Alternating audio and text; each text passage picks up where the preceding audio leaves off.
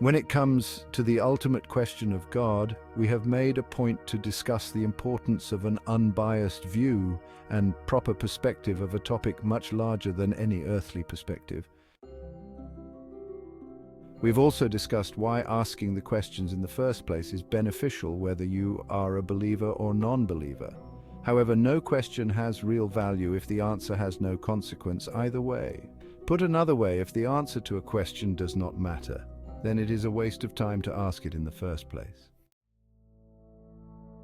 We will spend the next few minutes discussing the consequences for both belief and non-belief from both the perspective of the believer and non-believer. Today, we will ask the question, what are the consequences of believing or not believing in God? Before we begin, let's remember our perspective that we discussed in part 1. When we do so, we realize that despite what either side will claim, because it is an open question, the truth is that there is no current accepted proof that either side is correct. Despite that fact, we must still ask the question and look at potential consequences because they are, in fact, quite profound. It's also important to note that both atheists and believers support the concept of free will. In other words, it is up to you to draw your own conclusions and make up your own mind. The best way to approach any big question or decision in life is often to look at the consequences of the paths we choose to take. Simply put, what are the consequences if you are right, and what are the consequences if you are wrong? For example, let's take a look at the two main downsides if people who believe in God are wrong. First is money. Like any other organization, whether a business, your household, or a charity, most religions or churches ask for money to function and for community outreach. That money comes out of your bank account and could have been spent on a movie, coffee, concert, or any number of things. However, what happens to that donated money? Almost all churches provide social services by feeding the hungry, sheltering the homeless, and assisting with disaster relief, among many other services. Because much of the community outreach is done through volunteers from the church, the dollars go much farther and help more people than even traditional charities can. Also, because the bulk of funds remain in the local community, they may actually benefit the giver in many indirect ways. Of course, there is also a non-tangible benefit.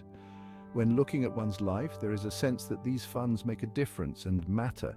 In a way, it is a legacy that will live beyond you. So you have to ask yourself, where are you at in life and what is important to you? To believers that provide the support, there is a cost, but there may also be real offsetting factors that make that cost well worth it from their perspective. Time is another cost to believers. Often there are weekly services, online or in person, to hear and learn about God. There can also be optional times, like potlucks or trips that churchgoers will attend, to learn but also to grow closer to others in relationships. Time is important, but we have to ask ourselves, how much time do we waste watching TV or scrolling on our phones? Church time is time usually spent hearing principles of living life and interacting with your community. And speaking of meeting your community, will the person they are sitting next to become their best friend, their boss, partner, employee, or even husband or wife? So once again, like money, there is a cost in terms of a time commitment. So even if you're at home alone, watching a sermon on a podcast, YouTube, TV, or even just reading a religious text, it still takes time. Is this more a waste of time than spending it doing something else, or is it worth moving things around? It could be argued that this time spent is actually time invested in one's self, while others may see it as wasted. So the main downsides, if believers in God are wrong, is that they spend money, which may help them and their community, and time, where they could meet new people that are important to them or lessons that can be applied to life. Now, what if people who believe in God are right? What are the consequences?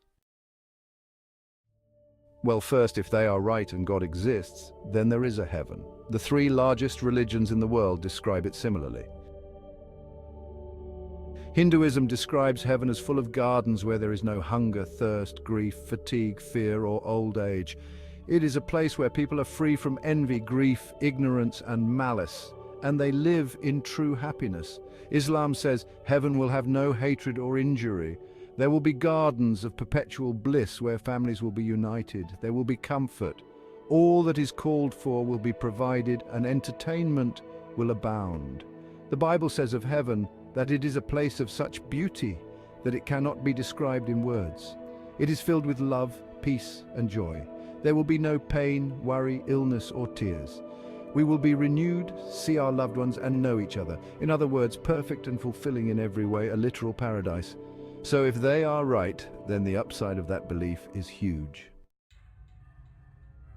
Unfortunately, if they are right about heaven, it also means there is a hell. And sadly, religions describe it as anything but fun. Contrary to movies and television's portrayal of hell, if it exists, it is as far away from a fun, debaucherous party as one can get. So the third consequence we have to contemplate is hell. It must be considered separate from heaven because the outcome is so extremely different and of grave consequence. In Hinduism, it consists of frightful, fiery regions, intense darkness with torment and perpetual suffering as creatures consume your flesh and souls are cooked in oil. In Islam, it is described as a bottomless pit of agony and a blazing fire that will burn flesh only to be renewed and burned again. Boiling putrid water will be given to drink, and there will be endless torture and pain. The Bible describes hell as an eternal darkness and separation from God. A blazing furnace where there will be weeping and gnashing of teeth, and if heaven is forever, that means hell is as well. That means pain and torment forever. This is a thought so unpleasant that few people take more than a moment to think about it, but if we are to contemplate the consequences of a decision, we must weigh heavily both the positives and negatives. You have free will to believe whatever you want to believe. For every action, there is a reaction, and for every decision, there is an outcome. No matter what you choose to believe, make sure to understand the consequences, especially when they are of such immense magnitude. There is no conclusive proof either way, but the potential consequences make finding your truth of the utmost importance. With these important first questions asked, we can now move beyond the introductory steps and ask deeper questions. For further and more in-depth discussions on this series and related topics, please visit Aware CareShare.